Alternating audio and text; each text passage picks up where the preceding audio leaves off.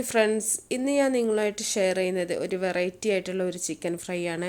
ഇത് നമ്മൾ സാധാരണ ചിക്കൻ ഫ്രൈ ചെയ്യുന്ന പോലെയല്ല, മസാലയിൽ കുറച്ച് വ്യത്യാസങ്ങളൊക്കെ ഉണ്ട്. അപ്പോൾ നല്ല ടേസ്റ്റി ആയിട്ടുള്ള നല്ലൊരു ചിക്കൻ ഫ്രൈ ആണ് കേട്ടോ.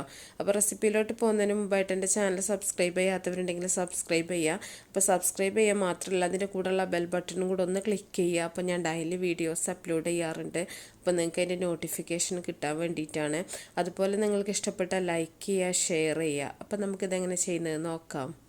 അപ്പോൾ ഞാനിവിടെ 1 കിലോ ചിക്കനാണ് എടുത്തിട്ടുള്ളത്. ഒരു മീഡിയം സൈസിലായിട്ട് ഞാൻ കട്ട് ചെയ്ത് വെച്ചിട്ടുണ്ട്. അപ്പോൾ കട്ട് ചെയ്ത് കഴുകി വൃത്തിയാക്കി വെച്ചിട്ടുള്ള ചിക്കനാണ്.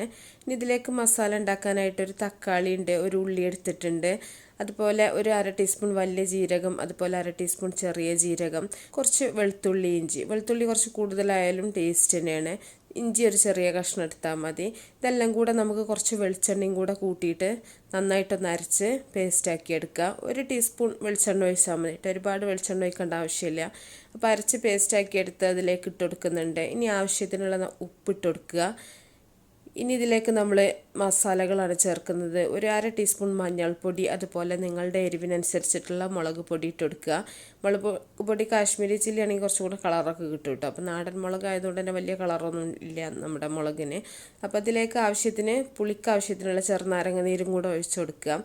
അപ്പോൾ ചെറുനാരങ്ങ നീര് നല്ല എരിവ്, മുളക് പൊടി കൂടുതൽ എടുക്കുന്നവരാണെങ്കിൽ ചെറുനാരങ്ങ നീരിൻ്റെ അളവ് നിങ്ങൾക്ക് കൂട്ടി കൊടുക്കാം കേട്ടോ. അപ്പോൾ എരിവും പുളിയും ഒരുപോലെ ആവാൻ വേണ്ടിയിട്ടാണ്.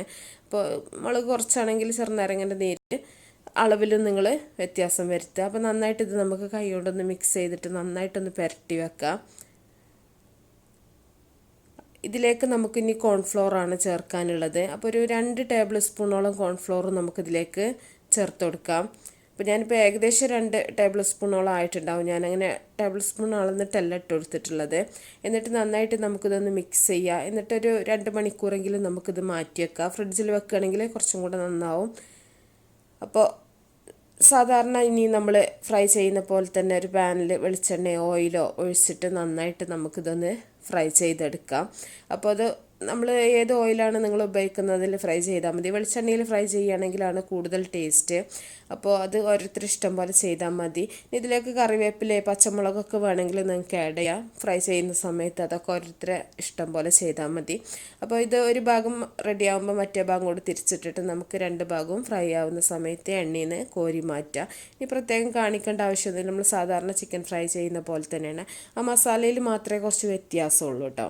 നമ്മൾ സാധാരണ ഇഞ്ചി വെളുത്തുള്ളി അങ്ങനെയാണല്ലോ. അപ്പോൾ ഇതിൽ നമ്മൾ ഉള്ളി, തക്കാളി, 2 ജീരകം കൂടെ ചേർക്കുന്നുണ്ട്. അതുകൊണ്ട് തന്നെ വേറൊരു വെറൈറ്റി ടേസ്റ്റാണ്.